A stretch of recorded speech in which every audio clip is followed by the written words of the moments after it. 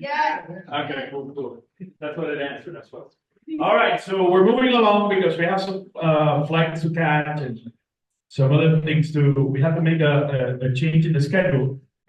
Discussion will be after our real estate discussion, okay? So this is part one of the real estate discussion. So I invited Vin and Michelle to please join us here on the stage with their dog.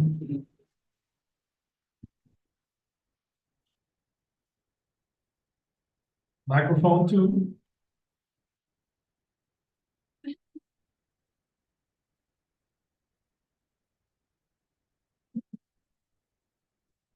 You show it like this? Microphone one. Over here.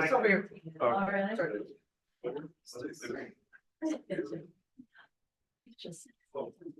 All right, thank you. Say how much? What's the name? They send me a presentation. I'm feeling lucky. We're lucky. That's the name of the dog, just in case. So this is part one. We have a part two of our real estate, commercial real estate discussion later on. But for now, I wanted to first acknowledge the fact that Ben and Michelle came all the way from San Antonio. They have another conference happening later on, but they said, you know what? I'm gonna support you, Hernan. And plus, most importantly, Michelle has been one of our original mentors from the very beginning. Since I told her about the project, she said to me, I'm in. Whatever crazy idea you have. And 10 years later, we are here. So I want to acknowledge that. Thank you. Thank you. So I want Michelle to share, first of all, their stories a little bit of who they are and how they got to where they're at, separate and together, because they're a couple as well. So also great advice that you can share about how you can find love and business in the same space. Maybe share some advice about that as well with some of the couples that are here. But tell us about yourselves, and I'm going to ask you later on some questions about projects. Okay.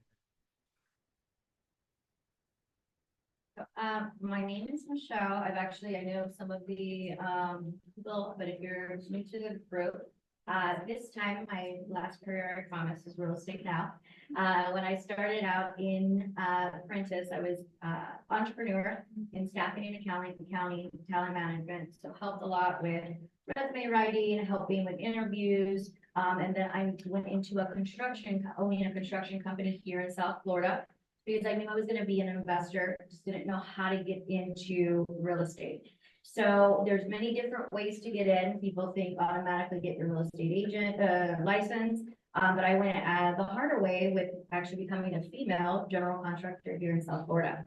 Was very successful, and I decided to move back to San Antonio, Texas, where I'm originally from 2.5 years ago, and start my real estate journey there. So my original business partner was my mom. Or still is my mom in the first portfolio. So during COVID, I was very successful here in Miami, but I'm still not fulfilling my purpose. We heard that earlier today. There's something still missing. Money's not everything. And so that's why I decided to go back and build a legacy and did that rather quickly in the first year with my mom. And she decided, hey, I'm going on retirement. So 1 year in, quite a few, in our portfolio as far as real estate and residential, we were able to do that. She decided to say, hey, move on. So I'm on my second chapter. And the second chapter is Vin and I actually building as well our real estate portfolio and working there in San Antonio and continuing to grow. Okay, so I want to talk about AI. How do we follow up with that? We do use it. Yeah, so we actually do use it. So I actually learned a lot from Mo. So my name is Vin, originally from Los Angeles, California. It's funny because I had a lot of aha moments based off of this. My real estate career actually goes back here farther than I originally thought. So I started real estate in 2004. I would say it was the 06, 07. It was actually a bit before that. So I actually started before the last correction. So I will never buy gold in California since not a landlord from the state.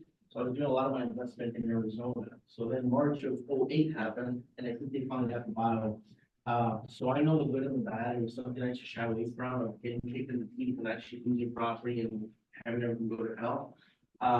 So it's moving forward, when you get into rooms like this, when you need a mastermind, I'm real big on hacking and paying for play and learning off of somebody else's experience.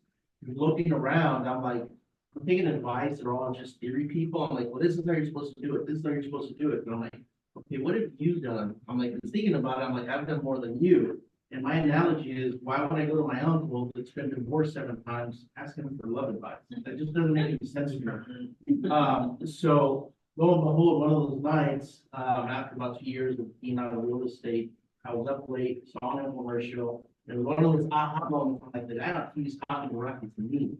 Lo and behold, you know, invested into a mastermind package system, and everything really started moving after that. Did a lot of fix and flip in California, and then COVID happened and got into a completely different space. I got heavy into e-com and again, all this digital space we're talking about now. But during COVID, I saw more properties than I analyzed more properties than ever before during that time. But California was just very different than Texas, very different than Florida. So I actually went on vacation one day to Texas. Like, holy crap, like, nobody even talks about COVID here. It's so different. So I'm like, all right, I'm out. That in politics, I'm out of California. Moved to Texas, started a liquidation business. And that was joke around for me. And it was, you had me at hello for Michelle. So it's, for me, it was love before even the first sight. Like, I can love it over a phone call. And that's the honest to God truth. I was on the phone. Yeah. So I'm real big on manifesting, and I knew that was the case. When I'm through the call with my business partner at the point, she hung up. I'm like, bro, I just met the woman I'm marrying. Like, that's how sure I was that was the case. I don't know if she still believes it or not, but anyways, so I parted ways. I love Michelle. She's a very strong woman. And I know you had asked the question, how do you deal with it? It's not easy. It's really not. You know, being in a relationship is difficult in itself. Being around each other 24/7, harder in itself. Being two, and I don't want to say alpha males, but very strong-willed, independent individuals that are very opinionated. You're gonna clash. It's a part of the nature. I think one of the things that keeps us to be able to is what's our purpose? So what are we trying to leave behind? What are we trying to serve? What are we trying to teach? And we talked about networking as well. How we met was through a mastermind, and colleagues. So everything goes back into everything you're gonna learn today in that. So yes, you know, me being an entrepreneur, running my own business, he's running his, and you have 2 individuals. You may find a partnership in your future. It doesn't have to be personal, but if you have that vision and know what the purpose is of what you're trying to build, that outweighs anything else that we argue about or anything else, because and that's where we lead and keep going every step. Excellent.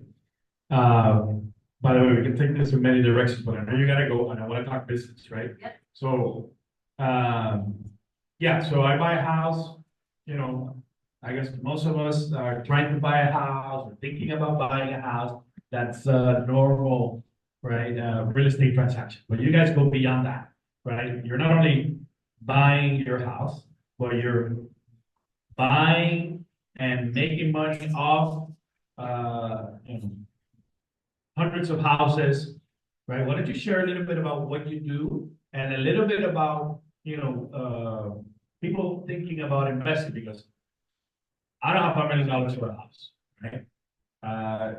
But maybe I want to return on my investment and I want to do it in real estate. I come to you guys. What can you tell me about me as an investor that I only have, I don't know, 20,000? Well, I'd say keep your 20,000 as an investor. So the way we have to continuously, you know, pivot in the way that interest rates are, the way inflation is, and so forth. So not to get too much into details on that, and this is different from a homestead. What we're talking about is investment properties, which there's so many different ways that you can get into real estate. And there's the house hacks that you buy a duplex, you live in one. There's different strategies, so what we're giving is just kind of how we started, and we actually have two different stories the way we started. But I decided to know that I was buying buy and holds, and I'm running a business out of it. So I have the real estate. What's a buy? So a buy and hold is you actually go purchase the property, you go and renovate it, and generally people know it as you're becoming a landlord to, as long-term rental. And so that's the business that you run out of it. Airbnb? So we run midterm rentals, corporate housing, and Airbnbs, in that order. So we like to make sure, like I said, lead with a purpose. We help displaced families. So imagine you have a home that you're currently in right now. You have home insurance and there is a leak or a plumbing issue, and they will displace you, and they're responsible to displace you. They'll put your family, your two dogs, everything in one hotel for almost 3 months. So we have been able to go into that market, build those contracts, and able to have them stay with our homes, which are 3-2s, 4-2s, more comfortable, being able to be fully furnished. So that's the business that we run out of that. So we want to scale, and in 2.5 years, I've purchased 25 residential properties. My construction career was amazing. It wasn't as amazing that I'm a millionaire as far as putting all that money in. So there is where you have OPM. Does anybody know what that means? Other people's money. So utilizing other people's money to purchase homes. So coming from a strong, independent woman and had a very good lucrative 2 businesses, I said, hell no, I'm not going to use anybody else's money. My mindset at that point was very wrong. And I couldn't scale when I had that mindset. Met this gentleman and he says, what are you doing? You invested $1.2 million of your partner's money and your money into real estate and utilizing, you need to leverage other people's money. Now, that can be banks and that could be other investors. Believe it or not, there are investors that will lend to you, and they're in that particular space to be able to allow you to get to purchase the properties, and they will come in, and again, it's a little not complicated, but a little bit more that we don't have time to share, but they will lend you the money based off of the collateral asset. And then how do you pay them back? Well, you pay them back with whatever strategy you're looking to do. If that's Airbnbs, that's the business you're running. If it's short-term, if it's midterm rentals, etc. So we have purchased the last 10 properties utilizing other people's money, to the point when we get to the closing table, we actually have money coming back to us. So I'll give you an example. We're closing on a property on Tuesday. Property is $725,000 for a fourplex. That's actually very inexpensive than in Florida.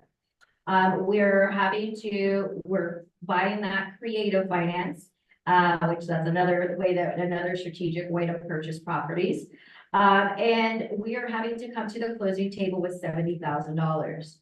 We were able to find a private money lender that will lend us $125,000 against the asset because it's collateralized. So it's not just a handshake. It's if we don't pay back that loan, then they could take our property. So 125,000 minus 70,000. That's how much money we're going to get in our pocket to do some of the renovations and the things that we need to get done. So 0 out of pocket, we don't have to worry about it. We get it up and running. And as we start to make revenue off of it, that's how we start to pay back our lender. So utilizing banks are great, but a lot of times banks have a lot of restrictions in order for you to get approved. And most of these times when you find a good deal, you're 7 to 10 days of closing, and banks take 30 to 60 days to approve you. So that's how we have been able to utilize real estate as far as on the investment side of it. Yeah, so I don't think the gentleman that was at dinner last night in the room, the younger gentleman that was looking, I think he works for IBM. Oh, yeah. He's not, oh, he is here. I'm like, I didn't see it because there's something in front of you. So I know we were having a conversation of everybody, and it's just the mind that it's just, you don't know what you don't know. And that's true for everything across the board. We're having a conversation where he wants to be a homeowner. He's like, well, I don't have that kind of money. I've never put in a single penny of my own money into any transaction, not a single penny. The one time that I did is to cash out the real estate agent, because I wasn't sure what I was gonna do with the property on the back end. I'm like, look, I'll give you 50% of your commission today to make you go with no problem, because that's gonna be 60. It could have been about 6 months out. This was a fix and flip in California. Like, yeah, I'll take it today, no problem. That's been the only time. Outside of that, the thing is, you need money, it just doesn't have to be your money. So we're real big on helping the people. It's, and I know we're in a very much financial room, but I'm more of working with the individual and paying them the 8 to 12% as opposed to giving it to Chase Bank. That's just the way that we do it. And again, for us, the financial side of it is just a byproduct of what we're actually trying to do. We're really big on giving back. So the more that we can grow and scale, then it's the more people that we can try to help, whether it's specifically within helping them get a double-digit return on their investment, or whether it's we help a nonprofit or an organization, or have been real big with Boys and Girls Club and Kiwanis and all that. And the more opportunities I can open for myself and other people, and the more opportunities we open up, for opportunities and people. So. Excellent. Well, again, you bring people closer to their dream. Because sometimes what happens is, obviously, we see the prices here in Miami and we go, can't afford it. But at least you start learning about real estate by investing. And then at the end of the day, the money that you make with that, you can put it into a house. No? So I would say 100%. I had my first business when I was 8 years old. So it's always been in my blood. I was painting houses for $20. I thought I was making a killing. The homeowners weren't happy because there was paint all the way around the house, but that's a whole different conversation. But, being in a room like this, meeting, like this gentleman and Mo, I'm like, you kind of forget a lot of things that you've done. You start having conversations. So any way you can possibly think about making money, I've already done it. I've done Bitcoin, I've done, stock markets, everything else. The beauty of real estate is that if I go and I put in $100,000 in crypto, specifically Bitcoin, and it drops, because it's happened to me, literally it's gone overnight, I'm still secured in real estate against the asset. So there's still more options. Same thing with blue chip stocks and everything else. It takes a dive, goodbye. So the beauty of real estate is that the way that we do it, and I wish everybody did it the way we did it, as you were talking about ethics, there's a right way to do it. So I've negotiated against myself plenty of times to make sure that the other side is protected. And like, wow, nobody's ever told me that. I should have that contract and I should sign this and I should get this from you. I'm like, nobody ever tells me that. I'm like, well, then you finally came to the right people, because this is what we do. Because I've been in situations, I'm a big believer that if the deal is right, the money's gonna show up. But you gotta be a good person at the end of the day. I don't care how good a deal is, and you got a part of me, I'm very blunt sometimes. If you're a piece of shit, nobody's gonna lend to you. It's a gut feeling. I was don't go against your gut. And then people like, and I've had people give me checks or bank the money. I'm like, I don't want to do that, because when you get home tonight, you're gonna wonder whether or not I took the money and went to Vegas. And so we're talking about on the investment side, say you don't want to get into investing into the real estate, but you want to make your money work for you. How many in here have a 401k or work for a company that they have 401ks? Okay. So 401ks, I know when I was in corporate America, you would go to the end of the table, you go onboarding paperwork, you sign up for your 401k. And we don't know where that money is going. You have someone at the end of it that's actually controlling your money in safer assets and safer risks, not assets, safer risks tolerance, but you don't really see that grow. And the crazy thing about is the person that created the 401k actually doesn't even like 401k anymore, research it to find out that factual, because it got the way that they started to tax on it and the way that they started to do things. However, with 401ks, there's 5 different classes that you can, asset classes that you can actually invest in, investment vessels, and one of them is real estate. So I'll give you an example. My mom had $90,000 after 25 years in her 401k working for the same company. When I heard that number, I said, what the hell? Giving, and again, we're coming from entrepreneur. I know there's some corporate Americas here, but just that number in itself, and this was matches and everything. We were able to 8x her 401k, utilizing that as a vessel. So say you don't want to be an investor, but you do want to make your money work for you. There are certain things legally that we would have to have a discussion on, but you can use your 401k to lend to us, make 12%, which I guarantee you, no 401k is giving that dividend right now. 12% annualized, and that's kind of what the market's at right now. And it's with us and any other people that are doing this type of way, and you can still continue to grow that 401k for your retirement, what you're mainly focused on. Well, so we have some finance guys here that are gonna also talk about investment options, but I know you guys had to leave. Tell me how they can reach out to you. What is your social media stuff? Slide on there. Video, anything that you want to share with the people here before you leave? And also, you know, like I mentioned before, you know, Vin and Michelle are my friends, but So this isn't a pitch, by the way. This is part of a deck for a different thing altogether. It's just the right information, so. and by the way, if you go to the conference.apprenticeworldwide.com, all that information, you click on underneath the pictures of all these speakers, you click and you have all the files of the CVs, presentations of all the speakers as well. And they put that information there, just in case. The same way that when you get tickets and you can donate something to Apprentice Worldwide so we can pay for our drinks later on, it's the same place where you find that, but yes, you want to share some. So at Instagram, it's at My Story Michelle. You'll hear a lot of my Instagram about asset management, how to do underwriting, how to make sure if it's a good deal or not a good deal, how to partner with us. And again, it's not even partnering, just being educated. So there's a lot of education that we get when we have someone on the phone and they're like, okay, I have 30,000 under my mattress. How do I do this? Well, You take my 20,000? we have to make sure that it's legally done correctly, but we would talk about it, yes. Well, if it's legal, you know. Well, yes, Oh, but we oh, don't- whatever. well, yeah, we want to make sure we're above board, right? And when I say that is, about taxes and so forth, so. But I would give more of that education. If you're on VINs, which is My story, then. My Story VIN, Instagram, you're gonna learn more about Airbnb, about short-term rentals, about midterm rentals. So we operate, even though we work together, we operate two different of our businesses. We own a property management company. We self-manage our properties, and then I'm the one that, instead of buying persons, I go buy houses. So. That's a great advice. Guys, I love you. I know you guys gotta head out. Anything you want to say about Lucky? He would have rather be in the room, but he's like, hey, I like to be on stage, so good. Awesome. Yeah. Thank you. Big round of applause.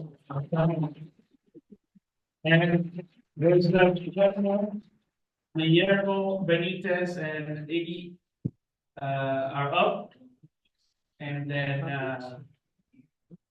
I also have Christian. Actually, he doesn't know, but I'm pulling him in. And Tyler, pulling him in as well. And Charles, pulling you in. All right, so 5 chairs, 5 guys, and it's not a, by the way, it's not a burger commercial. So, like if you're in your living room in your house.